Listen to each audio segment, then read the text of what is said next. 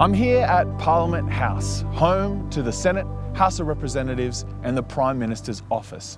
Here in Canberra, this building is iconic, and what happens inside the building makes a difference all throughout Australia. This is a place of power, prestige and politics, a place of affluence, influence, and a place where leaders can make a difference. I wonder, what does it take to really make a difference? Politicians can enact change on a national level, but do you really need to be a world leader in a position of power to influence people? And how can you and I, as Christians, make a real difference? Let's talk about that.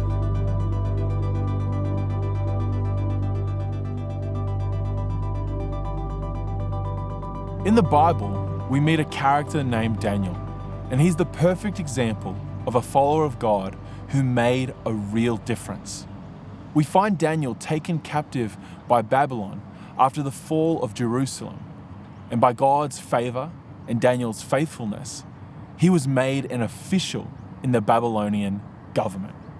He worked hard, gained favor, and King Darius made him the #1 governor of the whole kingdom. The other governors were jealous of Daniel and came up with a scheme to take him down. They soon realized that he was so above reproach that they said to each other, "We'll never be able to bring any charge against Daniel unless it has to do with his religion." Just think about that. In a nation that didn't know God, the one thing Daniel was known for was his faith. I wonder, are you known for your relationship with God? Anyway, the officials convinced King Darius to make a law forbidding anyone to pray to anyone other than the king. And the penalty for breaking this law was an evening in a pit of lions. So what did Daniel do? Well, Daniel 6:10 says that Daniel heard about the law, but when he returned home, he went upstairs and prayed in front of the window that faced Jerusalem. In the same way that he'd always done, he knelt down in prayer 3 times a day, giving thanks to God.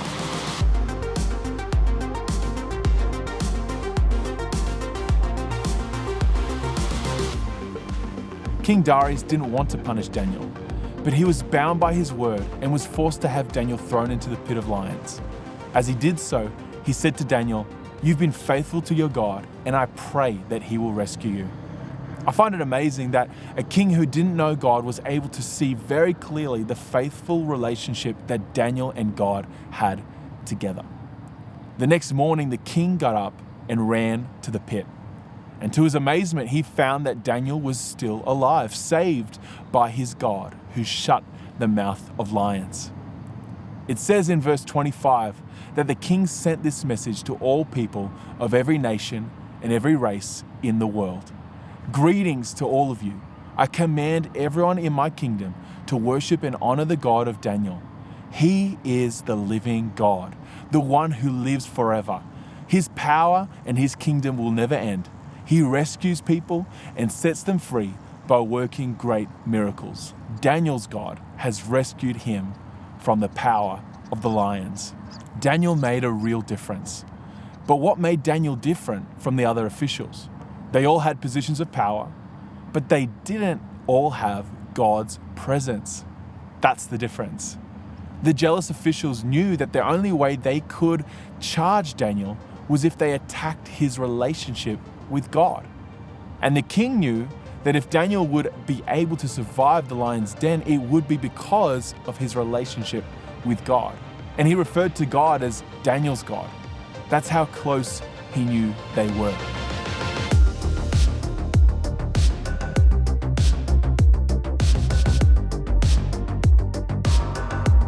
What made Daniel different was his closeness with God. And because of that relationship, he was able to make a real difference in his world. Politicians influence their nation, but I believe that the areas they have the most influence in is behind closed doors, in their private life, with their family, their children, the ones they're closest to. Those are the people they influence the most. The one person that's made the biggest difference in my life is my wife, Meg. And I proposed to her over 4 years ago, right here on this lawn. Is she my biggest influence because she's a pastor's kid? Is she my biggest influence because of her position, platform, or portfolio? No way. She's made the biggest difference because she knows me the deepest. She is my closest relationship.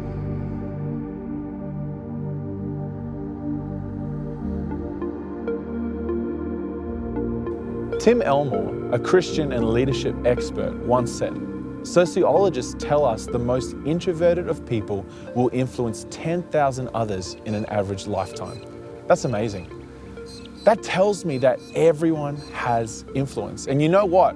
If you're a Christian, you can make a real difference because you have the difference that no power or position in the world could imitate. You have God's presence. Your personal relationship with God makes a difference in your world and in the lives of those around you.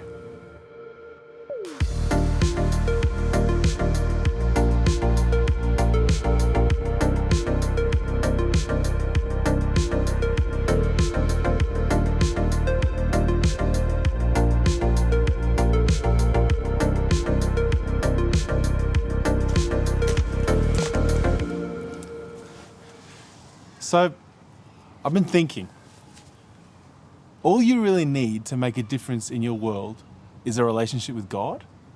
Really? If that's all it took, every single Christian would be absolute world changers. But we know not all Christians make any impact in their world. Why is that the case?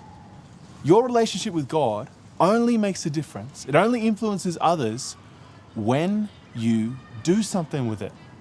Daniel's story would be a lot more comfortable if all he had to do to influence Babylon was keep his faith hidden, small, and to himself. And to be honest, I think some of us would prefer it that way.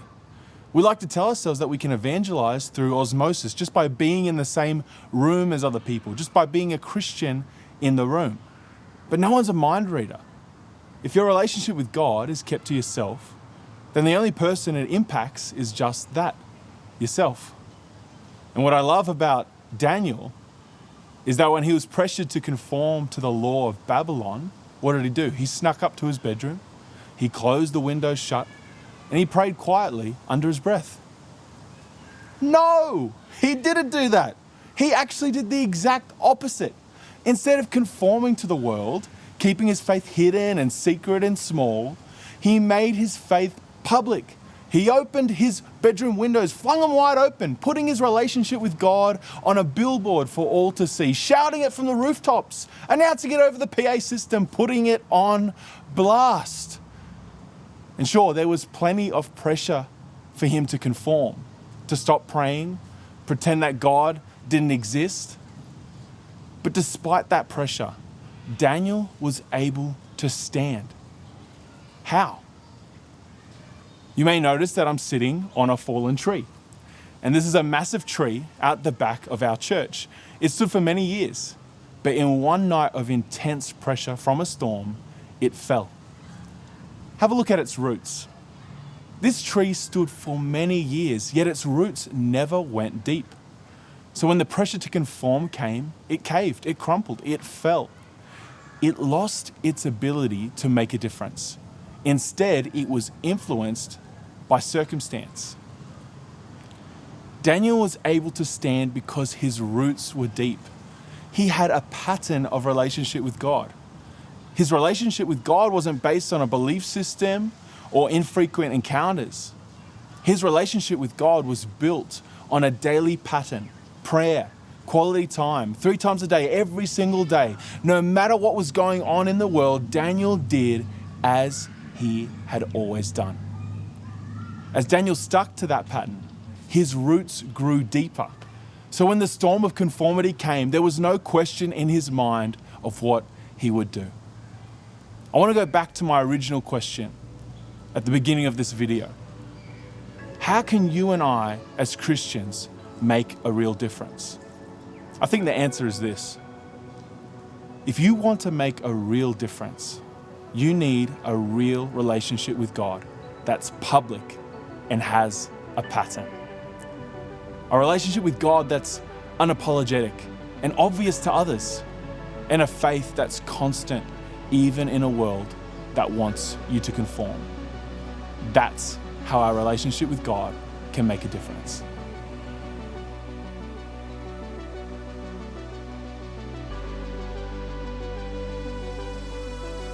So we've just heard from Pastor Hamish on the topic of difference, and we're going to keep the conversation going in our Connect groups with these discussion questions. Number 1, Daniel was under pressure to conform and hide his faith. Have you ever felt this pressure before? Discuss with your group. Number 2, what are some things that stop Christians from making a difference, and how can we overcome that? And number 3, Daniel had a pattern in his life that made his faith obvious to people around him. What patterns in your life influence others for God? And once you've discussed those questions, there will be some prayer points on the screen that you can pray for as a group. Thanks for watching, guys. We'll see you next time.